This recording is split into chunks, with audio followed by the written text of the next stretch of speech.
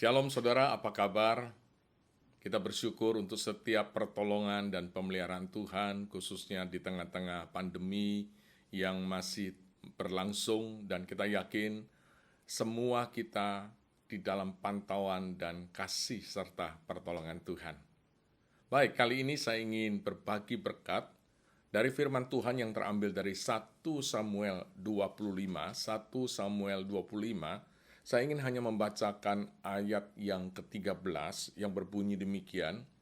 Kemudian berkatalah Daud kepada orang-orangnya, "Kamu masing-masing sandanglah pedang," lalu mereka masing-masing menyandang pedangnya. Daud sendiri pun menyandang pedangnya. Sesudah itu kira-kira 400 orang maju mengikuti Daud, sedang 200 orang tinggal menjaga barang. Saudara, konteks daripada firman Tuhan ini adalah di mana Daud pada waktu itu sedang dalam pelarian bersama orang-orangnya karena dikejar oleh Saul dan ingin dibunuh. Dan di dalam pelarian itu dia tidak hanya tinggal diam, tetapi di mana dia tinggal, dia selalu juga menolong orang-orang di sekitarnya, sehingga mereka pun bisa terlindung dan juga tidak diganggu oleh orang-orang jahat.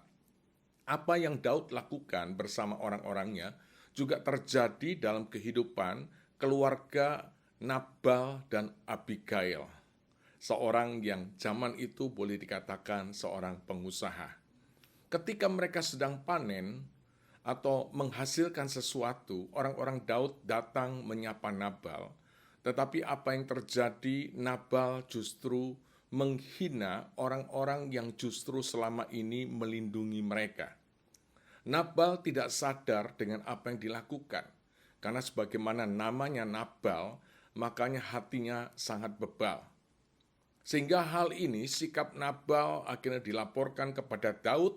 Daud begitu marah, dan Daud pada akhirnya menyuruh orang-orangnya untuk menyandang pedangnya dan ingin membunuh Nabal. Bahkan dia sempat berkata dalam ayat 21, "Sia-sia aku melindungi segala kepunyaan orang ini di padang gurun, sehingga tidak ada sesuatu pun yang hilang dari segala kepunyaannya. Ia membalas kebaikanku dengan kejahatan." Peristiwa yang dialami oleh Daud bukankah juga seringkali kita alami dalam perjalanan hidup kita? Saya boleh katakan ada dua bayangan wajah yang seringkali menghinggapi, seringkali menetap di dalam pikiran kita, yaitu wajah orang-orang yang kita cintai atau orang-orang yang kita sayangi.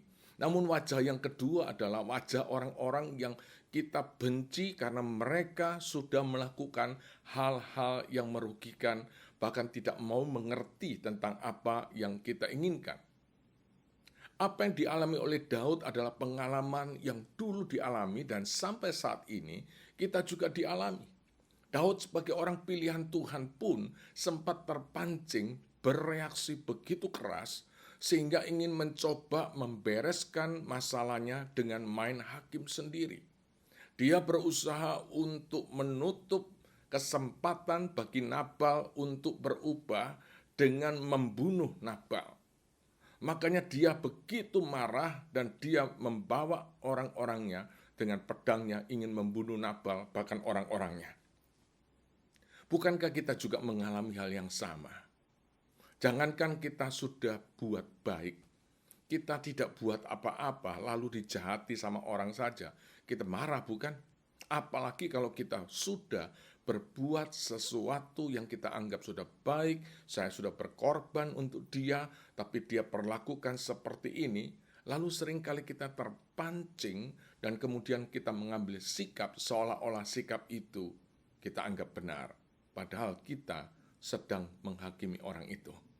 Nah, pertanyaannya adalah bagaimana supaya kita tidak melakukan hal ini atau terhindar dari main hakim sendiri. Karena sebagai orang percaya kita sadar dan kita tahu hanya Allah yang menjadi hakim hidup kita. Namun seringkali peristiwa-peristiwa yang membakar emosi kita, yang sangat mendadak menimbulkan reaksi dalam hidup kita, seolah-olah pada waktu itu saya sudah nggak peduli lagi saya orang percaya atau bukan, sehingga kita mengambil keputusan yang justru tidak berkenan di hadapan Tuhan. Nah, bagaimana hal ini supaya terhindar dari kehidupan kita? Kita akan melihat, saudara, Tuhan mengirim seorang yang sungguh-sungguh luar biasa. Itulah istri daripada Nabal yang bernama Abigail. Kalau kita perhatikan dalam ayat 23 sampai 25, ketika Abigail mendengar dapat laporan daripada anak buah Nabal, apa yang dilakukan oleh Nabal kepada pengikut-pengikut Daud, maka dia sebagai orang yang bijaksana, dia langsung mempersiapkan diri, dia datang kepada Daud, dan apa yang dikatakan, aku sajalah ya Tuanku yang menanggung kesalahan ini. Saudara perhatikan, Abigail sebagai istri, dia tidak tahu apa yang dilakukan oleh Nabal. Bahkan bukan dia yang melakukan itu, tapi dia katakan, aku saja ya Tuanku yang menanggung kesalahan ini. Dalam perjalanan hidup kita, seringkali kita sulit untuk mengaku seperti Abigail ini. Apalagi kalau kita merasa, saya tidak bersalah. Saya tidak merasa buat apa-apa. Bukan saya yang melakukannya. Namun kerendahan hati seorang Abigail ini dengan mengatakan aku sajalah Tuanku yang menanggung kesalahan ini, justru ini dipakai oleh Tuhan untuk meredahkan, sekali lagi, untuk meredahkan emosi Daud yang sedang bernyala-nyala dan mau main hakim sendiri. Kehadiran Abigail yang merendahkan diri justru membuat Daud terhenti dari main hakim sendiri. Saudara, betapa pentingnya untuk hidup rendah hati. Betapa pentingnya. Seringkali orang sulit minta maaf bukan karena dia salah atau tidak, tapi cenderung karena memang kesombongannya untuk mengaku bahwa dia sudah buat salah. Karena tidak mau merendahkan diri. Seringkali terjadi kesalahpahaman antara sesama teman, antara di dalam pekerjaan sesama kolega, bahkan di antara hubungan orang tua dengan anak, suami, dan istri. Yang menjadi pertanyaannya adalah, siapakah yang sebenarnya harus merendahkan diri dan minta maaf? Ada yang mengatakan, oh yang salah. Namun yang menjadi masalah adalah seringkali dalam sebuah pertengkaran saling tidak mengerti, maka masing-masing merasa tidak bersalah. Yang sesungguhnya yang berani minta maaf justru adalah orang yang mau merendahkan dirinya. Abigail, dia tidak buat apa-apa, tapi dia datang merendahkan diri di hadapan Daud dan berkata, aku sajalah Tuanku yang menanggung kesalahan ini. Saudara, ini sesuatu contoh yang luar biasa. Ketika kita sedang dalam keadaan emosi, bisa jadi Tuhan pakai orang lain untuk meredam emosi kita. Namun di sisi lain kita juga harus sadar bahwa kita harus belajar untuk merendahkan diri.